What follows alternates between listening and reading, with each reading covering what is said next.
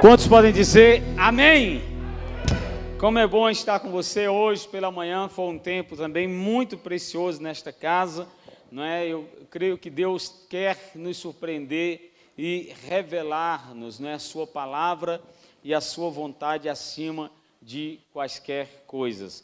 Deus possa realmente alcançar também sua vida, não é, sua família, você que está nos acompanhando agora nesse momento pela internet, por meio dessas redes sociais. Deus possa visitar também a sua casa em o nome de Jesus de Nazaré. Nós começamos dizendo aos irmãos que esses dias que se passaram, né, Deus vem ministrando muito ao meu coração, aliás, ao coração desta igreja, né? Nós saímos agora de um seminário muito poderoso e agora no mês de setembro, eu não sei se vincularam aqui, eu não vi, mas vai ter um seminário de mulheres. Passou aqui, não? Não, né? Então, onde está o brado de júbilo das mulheres? As que estão acompanhando aí pela internet.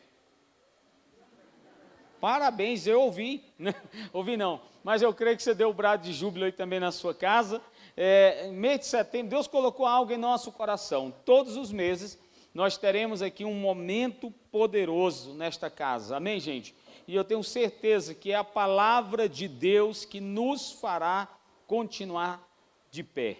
Ela que vai nos fazer continuar fazendo o que a gente faz da melhor forma possível. Quantos creem nisso? Digam amém, não é?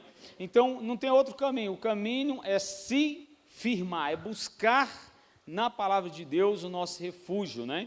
Na minha angústia, clamei a quem? Ao Senhor, e Ele me ouviu. Todo o nosso clamor deve ser dirigido ao Senhor. E nesse momento pandêmico, irmãos, não existe outra saída, não há outro caminho senão Jesus. Então, todos os meses, nós teremos um momento poderosíssimo aqui. E setembro vai ser um mês aí, onde as mulheres estarão aqui, num momento, 2 dias aí poderosos, né? Eu creio que já postou aí, está aí atrás aí, vai ter a pastora, vai estar aí, essa pastora Helena, lá da terra do Maxwell, Guarapari, Espírito Santo, mais precisamente cidade de Vila Velha. Vai ser muito especial. Quantos podem dizer amém? Ontem nós tivemos uma tristeza grande, profunda e uma alegria. Tristeza por uma grande perda, não é, de um grande e amado irmão e pastor, né, pastor Miguel Pipe. Eu acho que eles têm até uma foto aí. Está aqui?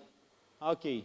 Essa foi o último MFI regional nossa de encontro de pastores, foi feita aqui, o MFI Centro-Oeste foi feito aqui nessa localidade. E naqueles dias, Deus nos presenteou com homens santos, não é? Eles estiveram aqui, coisa que o pastor Miguel nunca veio, não é assim, nunca teve essa disponibilidade nesses últimos dias, esteve conosco, né? E ele partiu ontem para Jesus, não é?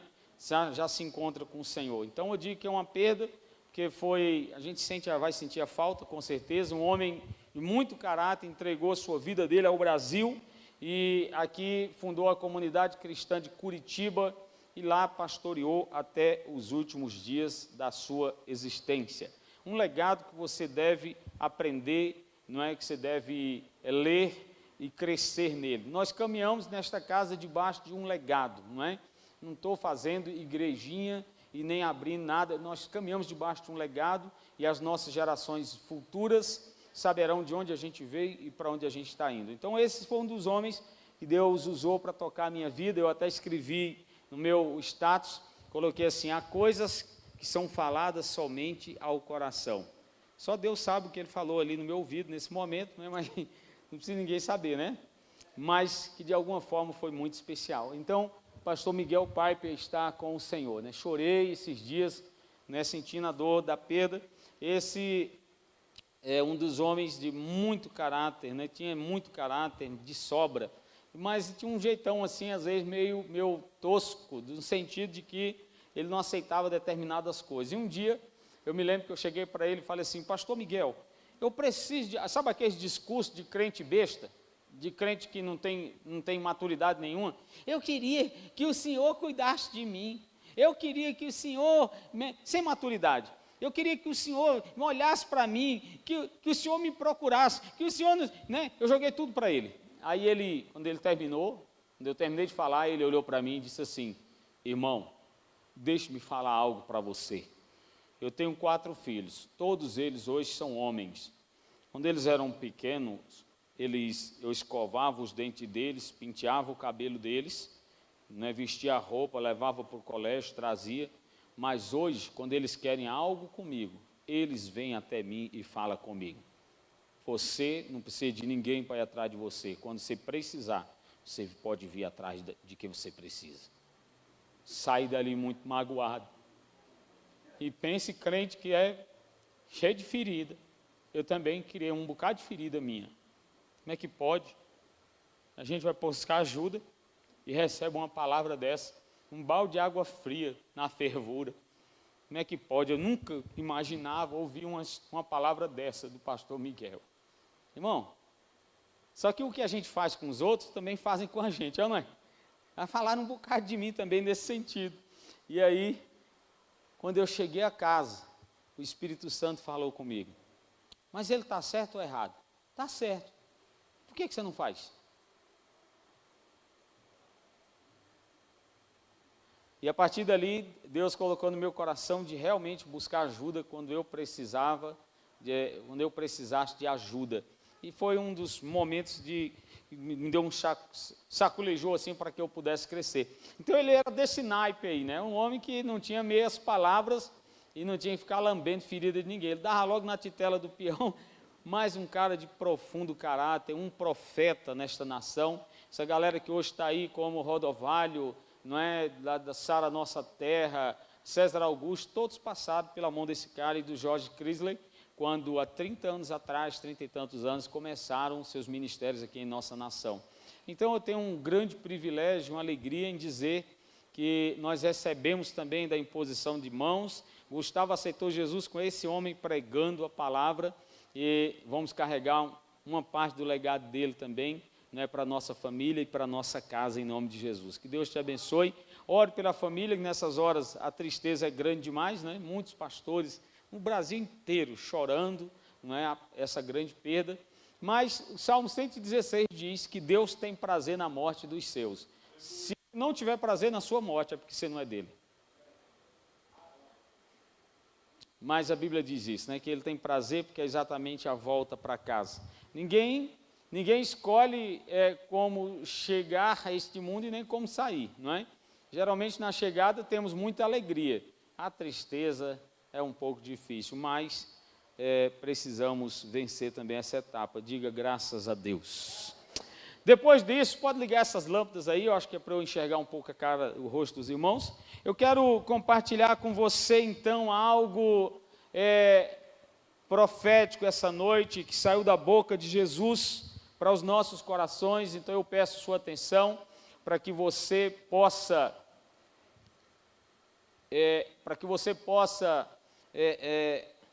descobrir o que realmente vale a pena na vida, né? E partindo desse passamento, o pastor Miguel, ele nos faz a gente pensar também.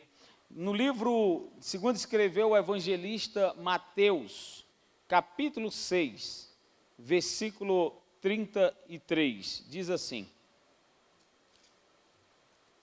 Mateus 6, 33.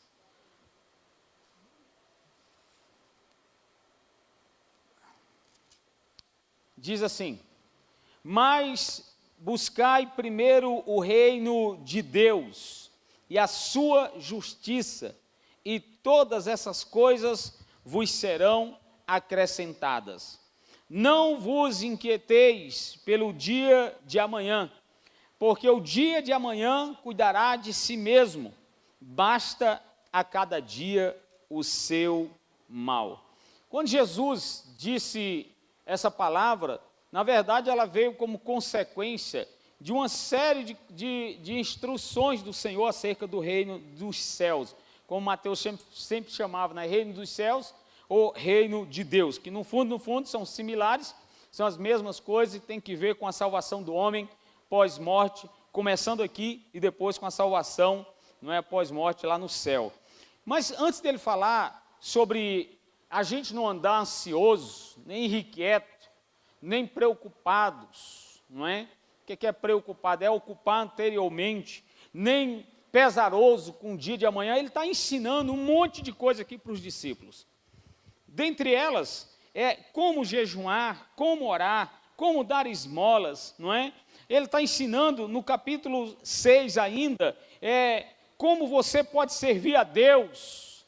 E quando ele entra nessa temática de como você pode servir a Deus, ele chama atenção para que as nossas preocupações ou o nosso coração não esteja pautado por aquilo que eu quero, por minhas ansiedades. Obrigado, irmão David. O Senhor te abençoe. Antigamente, vinha taça, não sei o quê. Não, fez.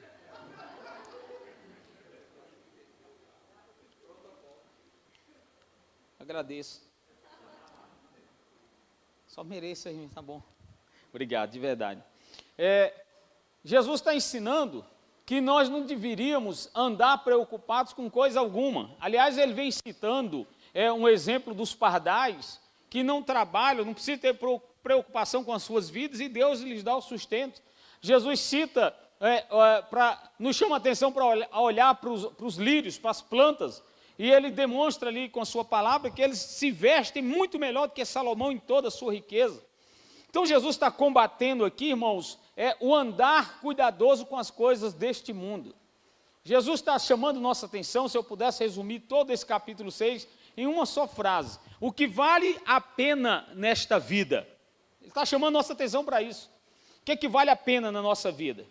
Não é? Aliás, esse vale a pena vem de um poema de Fernando Pessoa, quando ele escreveu, percebendo como os portugueses saíam em busca, né, inclusive no século XVI, na Idade do Ouro, quando eles saíam de porto afora, no Oceano Atlântico, em busca de uma nova terra, para procurar ouro.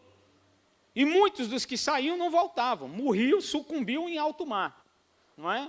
Atravessando lá o Cabo do Bojador, lá embaixo, perto da Índia, pegava aquele mar bravio e lá morriam, não voltavam para casa. E ele escreve um poema que é um dos mais conhecidos, talvez por vocês talvez não soubessem, que não sabia ainda que era dele, mas ele escreve assim, olha: ó mar salgado, quanto do teu sal são lágrimas de Portugal. Por ti cruzamos, quantas mães choraram, quantas filhas em vão oraram, quantas noivas ficaram por casar, para que fosses nosso, ó mar. Os espanhóis e os portugueses tinham essa fama de desbravar os mares, mas muitos morreram. Aí ele, no finalzinho lá, ele fala assim da estrofe: vale a pena? Vale a pena morrer em busca de ouro? Morrer em busca de uma descoberta? Morrer em busca de sair nos mares bravios? Aí ele fala: vale a pena? Vale a pena? Aí ele responde: tudo vale a pena se a alma não é pequena. Você já deve ter ouvido isso em algum lugar. A bem da verdade, ele escreveu olhando para esse negócio, para a ansiedade do homem em busca de ser alguma coisa. Mas a minha pergunta para você hoje é o que ele disse no poema: será que valia a pena? Valeu a pena tudo isso que eles fizeram? O que vale a pena realmente na tua vida?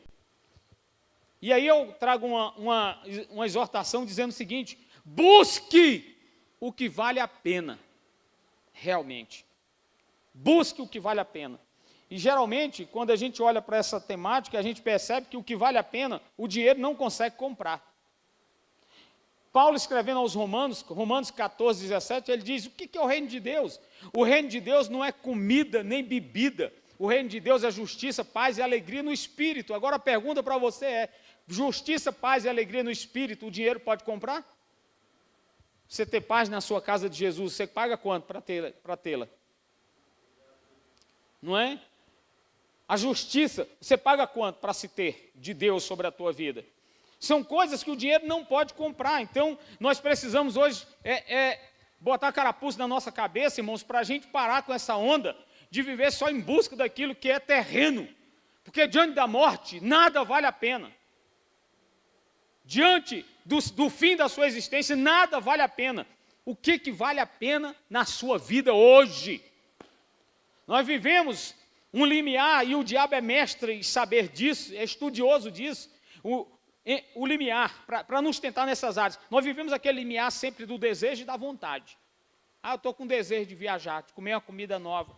Eu estou com desejo de ter uma aventura aí fora. Eu estou com desejo, não é, de enricar. Eu quero enricar, eu preciso trabalhar, eu preciso descobrir algo. E a gente vive nesse limiar, nessa luta entre o desejo e a vontade. Sabe qual é a diferença, filosoficamente falando? A vontade tem que ver com aquilo que já está estabelecido para a tua vida. Quando Jesus estava lá no Getsêmani, com o suor se transformando em gotas de sangue, ele diz assim: seja feita a tua vontade. Ela já está estabelecida para mim. Seja feita a tua vontade e não a minha própria vontade. Não os meus próprios desejos. Sabe, a gente precisa pedir, sabe o que, irmãos, a Deus? É pedir perdão ao Senhor, porque nós gastamos um tempo enorme da nossa existência com aquilo que não vale a pena. A gente gasta tempo brigando, é cheio de joio, não é? Nossa vida tem um monte de sementezinha de joio que eu vou falar daqui a pouco. Agora, o que Jesus queria demonstrar para nós ou nos ensinar com esse negócio de buscar em primeiro lugar o reino de Deus? O que Jesus queria ensinar para nós? Em primeiro lugar, ele queria dizer para a gente que o reino de Deus, buscar em primeiro lugar o reino de Deus é dar a primazia para aquilo que é de Deus. O que ocupa o teu primeiro lugar? O que ocupa o primeiro banco no seu coração? O que realmente você se entrega de verdade? Ou pelo que você se entrega? Pelo que você dá a sua vida realmente? Será que é o reino de Deus? A gente lê esses textos aqui, passa por cima disso, não é? E a gente ainda sai dizendo, não, eu busco em primeiro lugar o reino de Deus. Será que é o reino de Deus realmente? O diabo é mestre em trabalhar conosco os brilhos. Tem até uma temática aí chamada a síndrome do objeto brilhante. Ele sempre vai tentar mudar o nosso foco, distraindo com as coisas que são dessa terra. E Jesus disse, meu amigo, você está perdendo seu tempo. Não adianta você querer servir a Deus e a Mamon. Não adianta você viver ansioso com tanta coisa. Não é? Aliás, esse vírus tem nos ensinado demais. O coronavírus está sendo um dos melhores professores de todos os tempos. O mal é que ele está matando um bocado de aluno dele. Mas ele está mostrando para a gente o que está valendo a pena, sim ou não? Tem gente voltando para casa, para a família, para os pais, pedindo perdão, se aproximando da igreja, ouvindo os cultos, clamando a Deus por algo diferente, não é? Tem gente voltando para questões que o dinheiro não pode comprar, por causa do medo da morte. Então ele está sendo um bom professor para nós, sabia? Você pode não estar gostando dele, que o bicho é perverso. É aqueles professores da época lá de 1981, que ainda tinha a palmatória na mão do peão. Mas está sendo um professor para muita gente. Misericórdia disso. Jesus queria só mostrar isso para nós. Não tem interpretação nenhuma. Ele queria só dizer o seguinte: se alguma coisa precisar ou precisa ocupar o primeiro lugar na sua vida, que seja o reino de Deus. A pergunta para a gente hoje é: o que ocupa o primeiro lugar em nosso coração? O que é que vale a pena realmente na nossa existência? Sabe, queridos, o diabo ele é mestre, como eu estava falando, em ilusionismo, em nos colocar para correr atrás das réstias, das sombras, dos brilhos, inclusive. Ele é mestre nisso. Ele pegou Jesus e levou para o mais alto monte e mostrou todos os reinos desta terra. Mateus capítulo 4 fala sobre isso para nós. E ele diz: se tu prostrado me adorares, eu te darei todos os reinos da terra. O diabo estava tentando Jesus em quê? Aqui, ó. Com aquilo que todo homem gosta de ter: poder, dinheiro e fama. Mas o reino de Deus joga isso para o lado. Ele está dizendo que isso não tem nada que ver com o reino de Deus. Aliás, não tinha nem que ver com o pensamento judaico. O reino de Deus não era alguém chegando e assumindo o império de Roma, destruindo e libertando os cativos da mão de Roma. O reino de Deus tinha que ver com a salvação, com justiça e paz e alegria no Espírito. Jesus disse: o meu reino não é deste mundo. Mas pessoas que caminhavam com Jesus, que andavam com Jesus, chegou um momento em que a mãe dos filhos de Zebedeu chegou para ele, sem entender o que era profundamente esse reino, e ela disse assim: Senhor, faz o seguinte, deixa que um dos meus filhos sente à tua direita e outro à esquerda. Toda mãe quer ver o bem dos filhos, sim ou não? Deixa que um dos meus filhos se assente à tua esquerda e outro à direita, voltado para este mundo, para as coisas deste mundo, para o secularismo, para o mundanismo. E Jesus falou, você não está sabendo o que você está pedindo. Eu não fui constituído para repartir nada entre vocês. É meu Pai que permite um assentar à direita e o outro à esquerda. A mentalidade do homem, irmãos, é sempre essa, é olhando para baixo, feito galinha. Quando a gente muito enxerga é uma minhoca que está ciscando, está correndo aqui para a gente ir atrás. Acho que é bom baixar esse volume aí, querido. Subiu muito, bota no 3. Vai lá, David, ajuda ali. 3 no máximo. Daqui a pouco começa as irmãs a reclamar.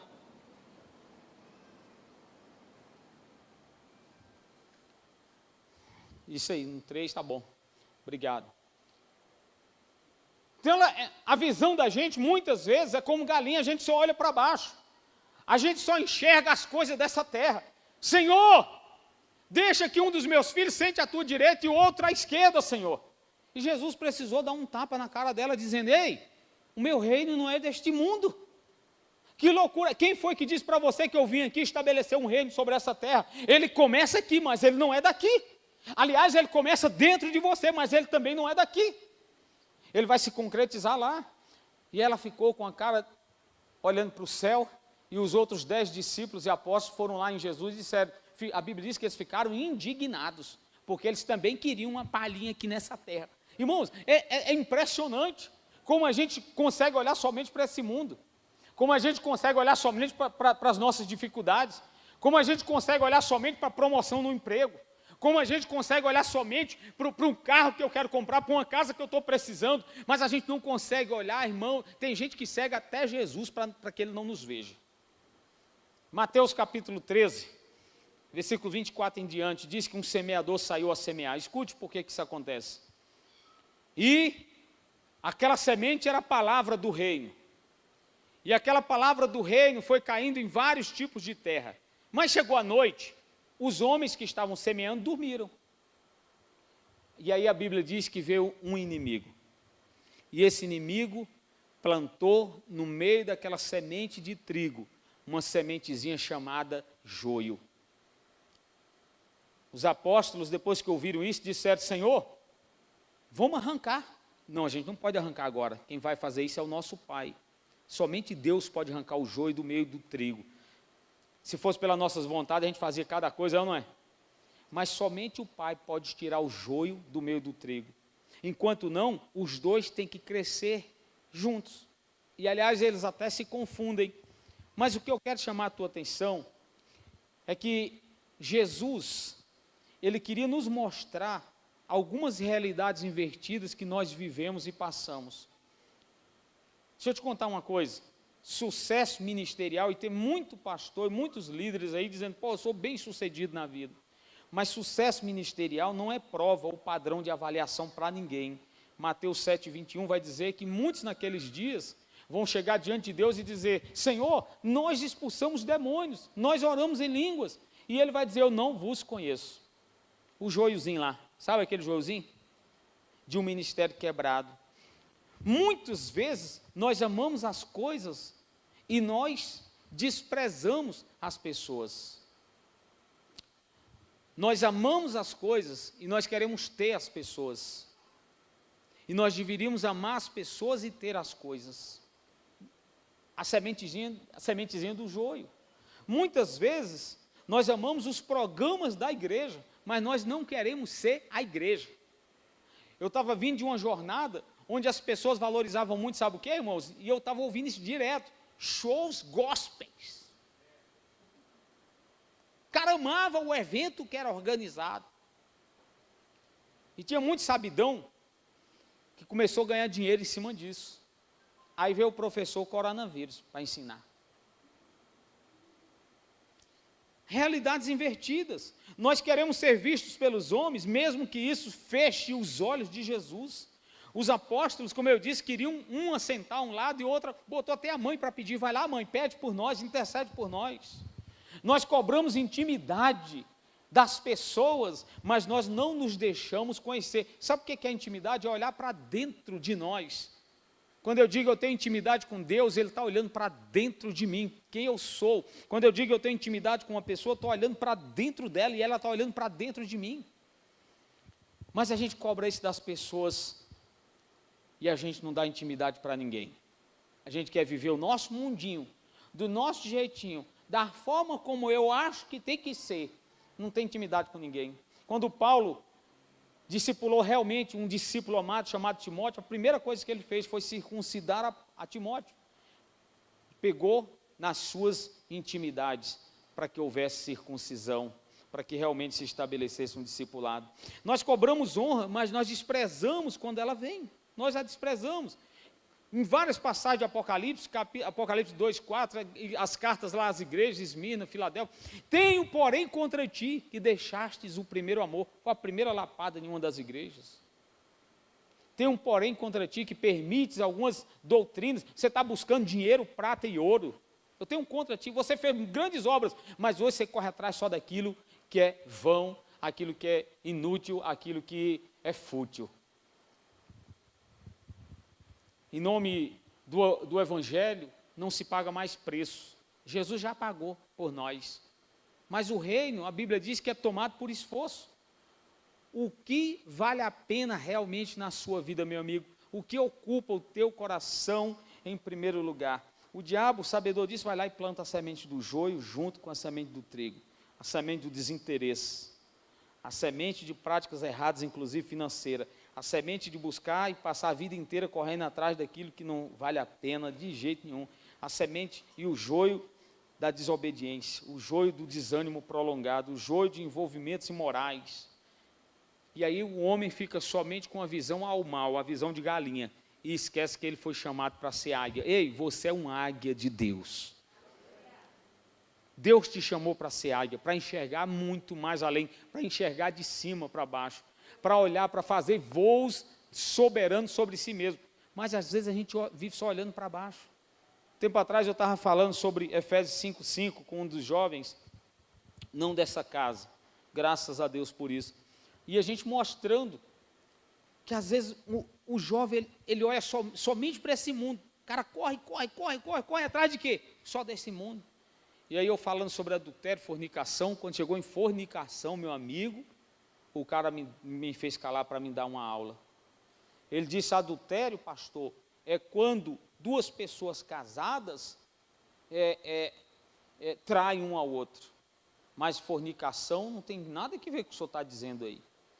Porque eu aprendi, e eu quero crer até morrer, que fornicação é aqueles envolvimentos imorais de jovens solteiros que ficam se agarrando um com o outro. Isso é fornicação. O cara disse que não. Me deu uma explicação de 7 minutos e meio, mais ou menos, sobre o que era fornicação, inclusive puxando do latim. Vem de fornicare, que tinha que ver quando a prostituta ficava à beira, não sei o que. Irmão, sabe de uma coisa? Você está com muita fuleiragem. Você quer viver as suas práticas erradas, você tem que procurar outro caminho, porque comigo não vai dar certo não, meu amigo. A gente procura velar por aquilo que é do céu e pelo que vale a pena. Sabe, o semente do joio, o sistema antirreino de Deus é o mesmo de Sodoma e Gomorra. Agora todo mundo só lembra de Sodoma e Gomorra com relação aos pecados sexuais, mas também tem os pecados sociais. Ezequiel 16 diz que eles foram destruídos porque eles desprezavam o pobre e o oprimido. Mas também tinham os pecados sexuais. Isso é fato. E sabe por que os anjos encontraram dificuldades para tirar Ló de lá da cidade? Porque Ló gostava de Sodoma e Gomorra. Tem gente que gosta desse mundo. Eu falei hoje de manhã aqui, eu já lidei com pessoas que falam assim, pastor, eu estou na igreja, mas quando eu passo ali pelas boates, ali perto do Carrefour, eu fico doido, pastor. Os pecados de Sodoma e Gomorra também tinham que ver com isso. Ló amava estar... Você sabia que Ló já tinha sido resgatado por Abraão uma vez de Sodoma e Gomorra? Pois é, depois você lê lá em Gênesis 19, não é? Ele tinha sido, Gênesis 14, 16, Abraão na época, foi lá e resgatou Ló das mãos de Sodoma e Gomorra. Em Gênesis 19, versículo 15, Ló volta de novo para a cidade. Aquela cidade que só olhava para esse mundo, que só olhava para essa terra. E ele tinha tanta paixão por Sodoma e Gomorra, que ele chamava os irmãos, as pessoas de lá de irmãos.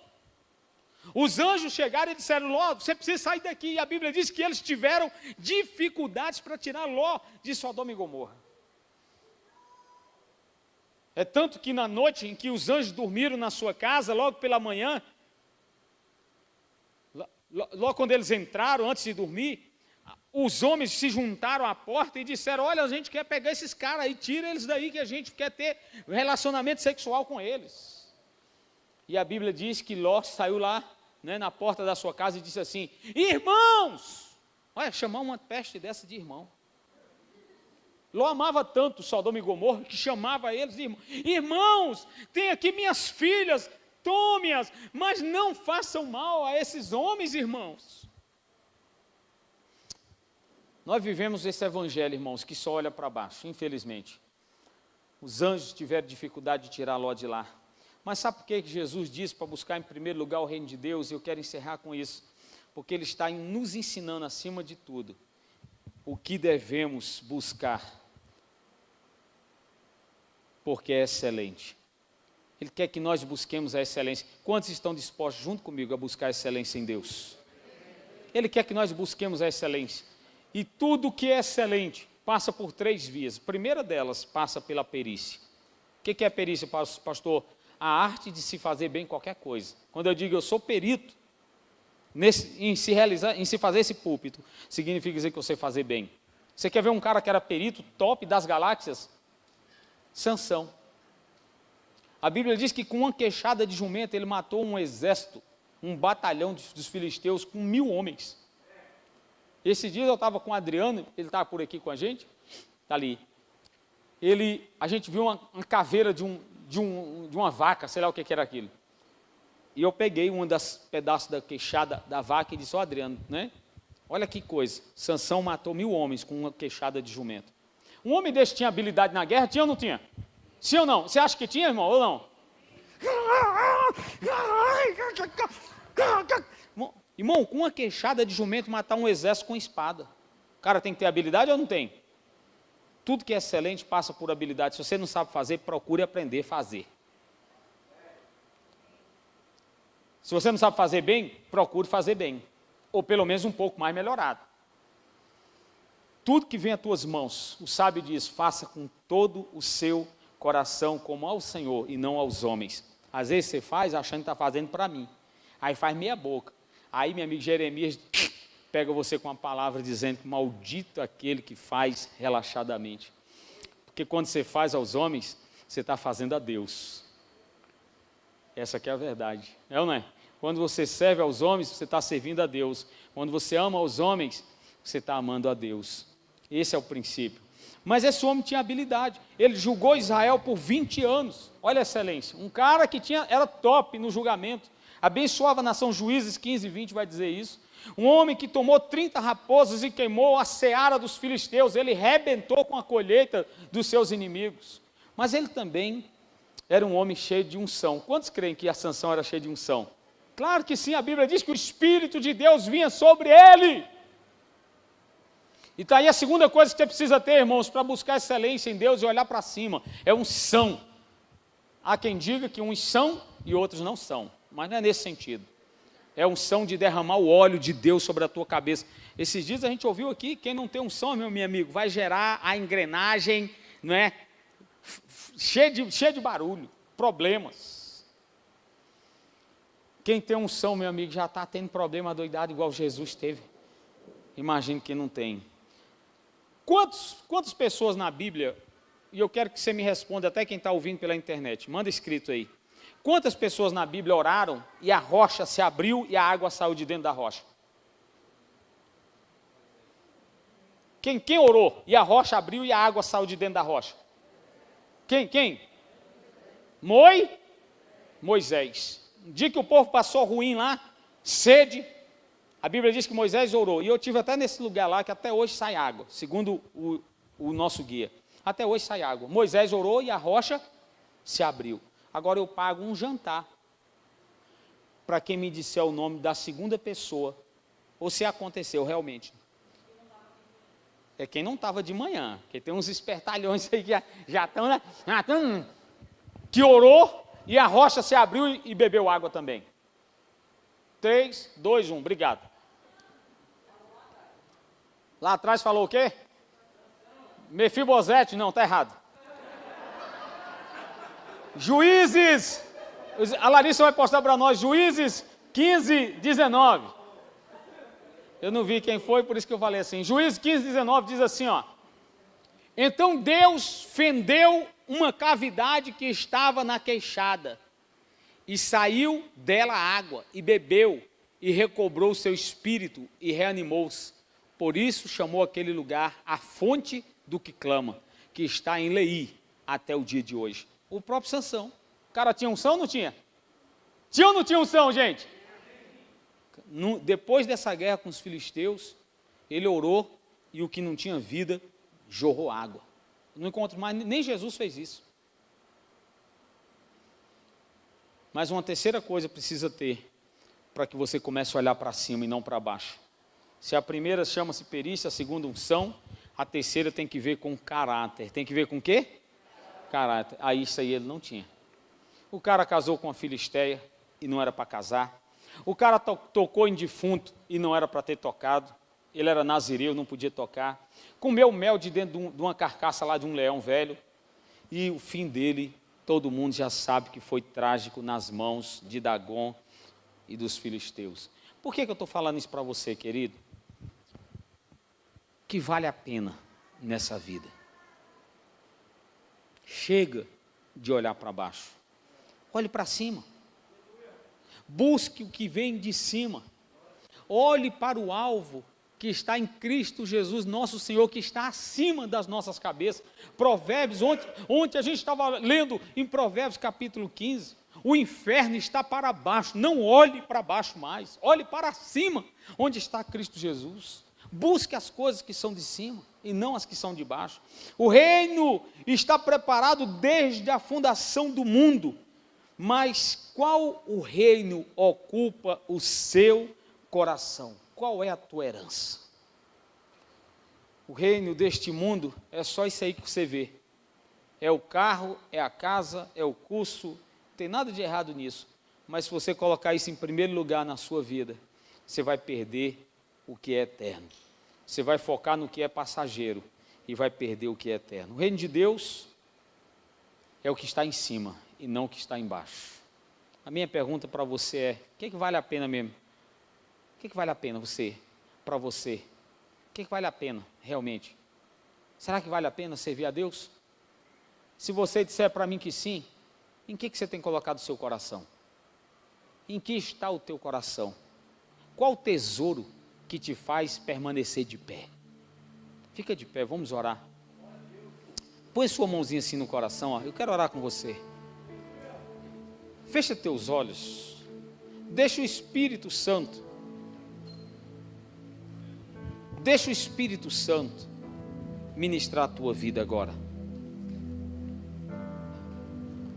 Deixa o Espírito Santo falar a tua alma agora. Eu já falei demais, deixa Ele falar. Eu não sou ninguém aqui. É Ele que é em você. É Ele que é em você. Ele é quem é tudo em todos. Não sou eu, não é ninguém. Não é a pessoa que está ao seu lado. Está próximo a você. É Ele. E Ele te trouxe a esse lugar para te desafiar a algo diferente. Ele te trouxe a este canal hoje à noite. Escute. Ele te trouxe a este canal para te desafiar a olhar para cima e não para baixo. Põe a sua mão no coração. Bora. Deixa Deus falar a tua vida.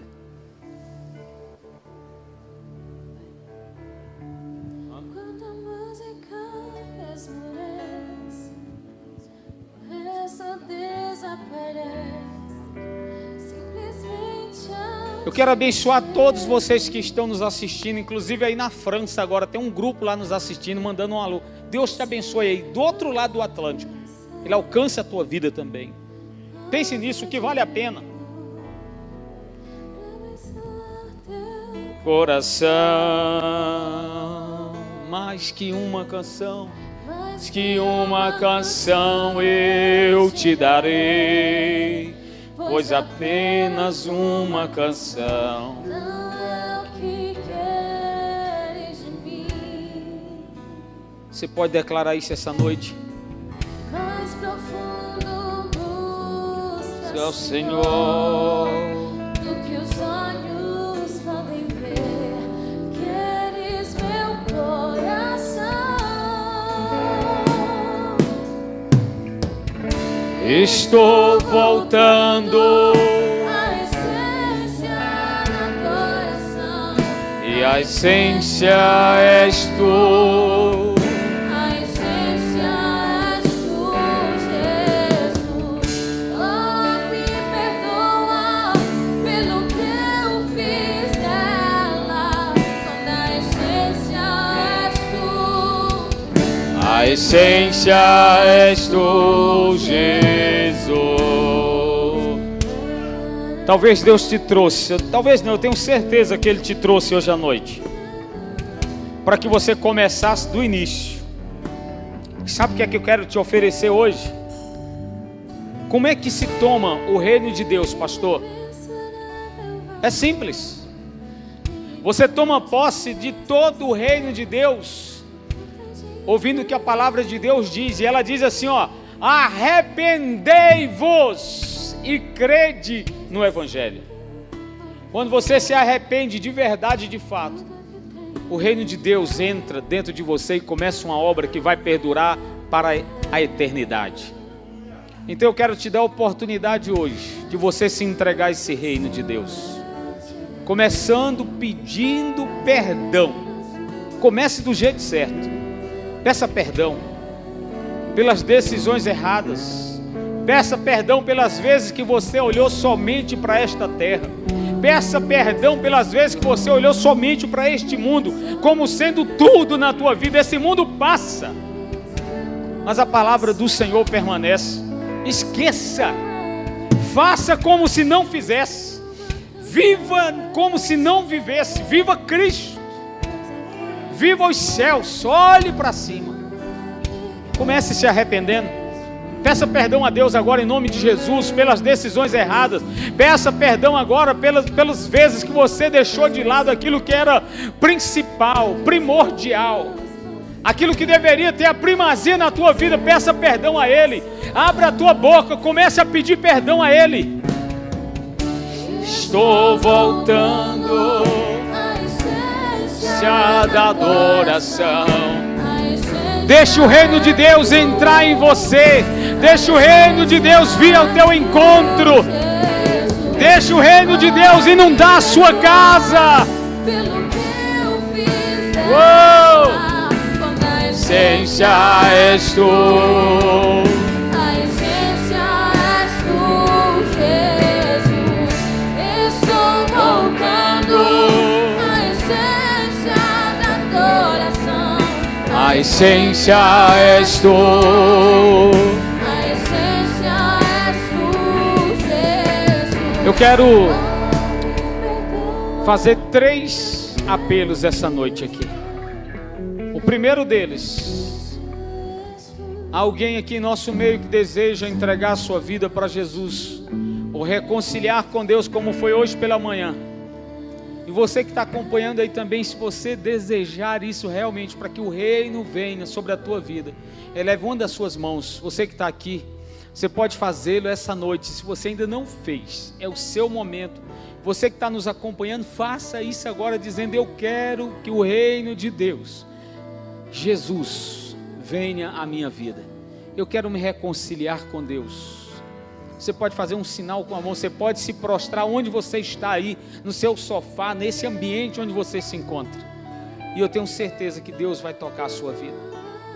Mas eu também quero fazer um apelo para você que está nos acompanhando, presencialmente e virtualmente.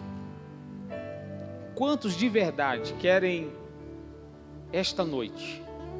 Escute bem, quantos de verdade querem esta noite estabelecer o reino em primeiro lugar na sua vida e na sua existência, e na sua casa e na vida dos seus filhos? Eleve uma das suas mãos assim também, dizendo: eu quero, pastor. Eu quero pedir perdão, porque eu priorizei tanta coisa fútil nessa terra. Eleva bem mais alto. Eu quero orar com você. Não levante se você não priorizar, mas se você priorizar isso, eleva a sua mão. Eu quero profetizar Eu quero profetizar sobre essas vidas, sobre estas mãos que se levantam, que se entregam depois de ouvirem e entenderem a palavra do Senhor. Que a casa deles, Senhor, também tenha primazia diante do Senhor. Que a vida deles tenha primazia também diante do Senhor, porque hoje eles estabelecem, ó Deus, a tua obra, o teu reino, aquilo que o Senhor tem colocado as suas mãos para fazerem como o primeiro lugar, os céus como o primeiro lugar, a salvação como o primeiro lugar.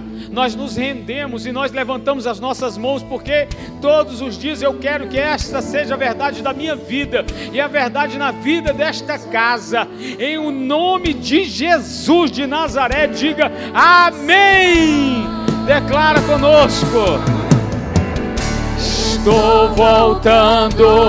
A essência da adoração, a essência és tu, a essência és tu, Jesus. Oh, me perdoa pelo que eu fiz dela. Oh, a essência és tu, a essência és tu, Jesus. Obrigado, Senhor, por esta noite. Obrigado por este tempo. Obrigado por cada um que aqui se encontra, cada família. Obrigado, Espírito Santo. Traz a tua proteção, teu livramento nesta semana que se inicia, meu Pai. Livra de toda doença, todo mal, toda peste, lá no ambiente de trabalho, na casa. Que o Senhor proteja os filhos, as filhas. Que o Senhor traga sobre cada um, Senhor, a fé, para que se possa vencer e romper, em nome de Jesus.